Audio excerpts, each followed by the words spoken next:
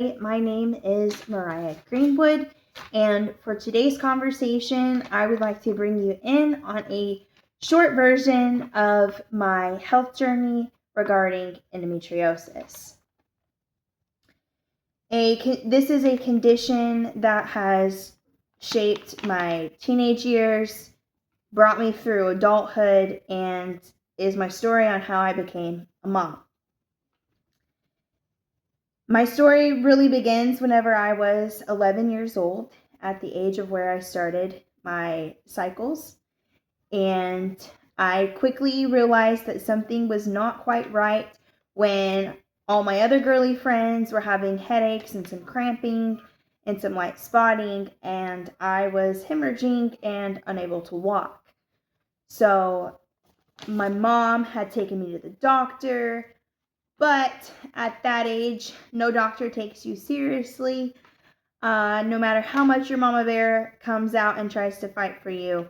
I don't know how many times that we were told that I was over exaggerating, that it would regulate, that it was normal, just give it time. I think I've heard every excuse in the book.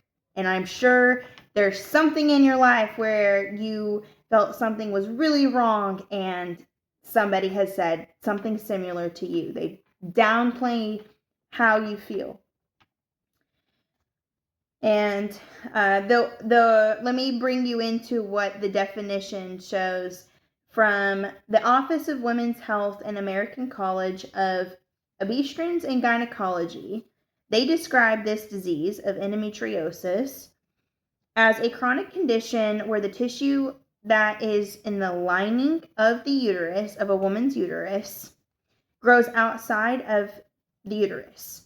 So for me, my tissue had started to grow and it started attaching itself to my right fallopian tube and right ovary, and eventually started to progress into my intestines, which is why it made it so painful.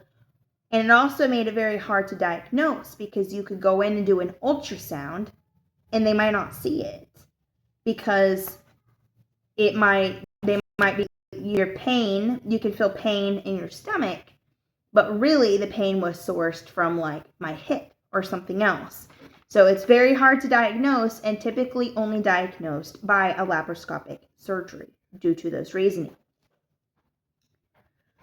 I, just like many women, have suffered from a hormonal imbalance and severe inflammation. So according to them, the symptoms of endometriosis on this disease includes a fluctuation of hormones, increasing inflammation, heavy bleeding, cramping, painful intercourse, infertility, and even gastric issues.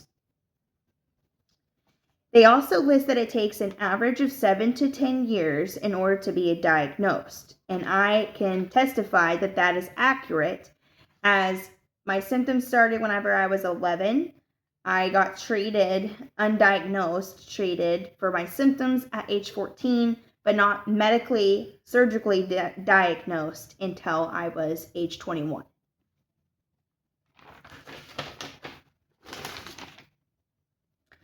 By the time I was diagnosed, I had underwent 2 surgeries. I did have 2 children through that, but my endometriosis had already staged to this latest stage of stage 4.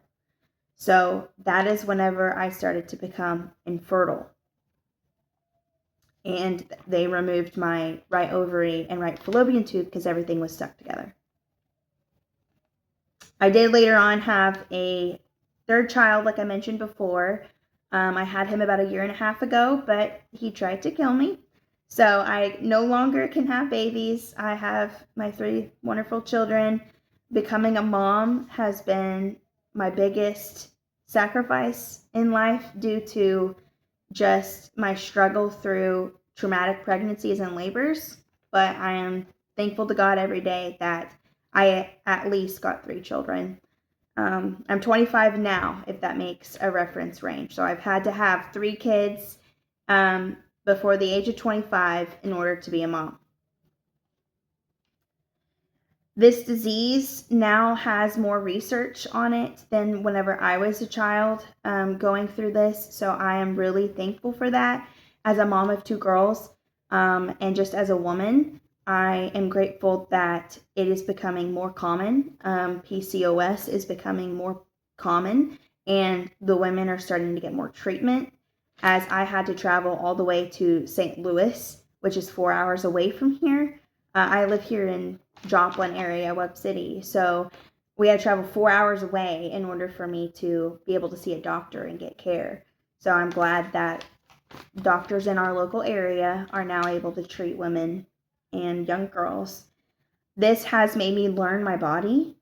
I've learned to be a strong advocate for myself through anything health related.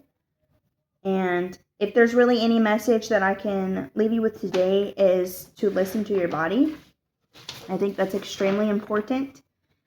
If you live in it every day, your doctors don't. So I think it's important to not be afraid to have these hard conversations and ask a lot of questions just because someone might have a higher education than you.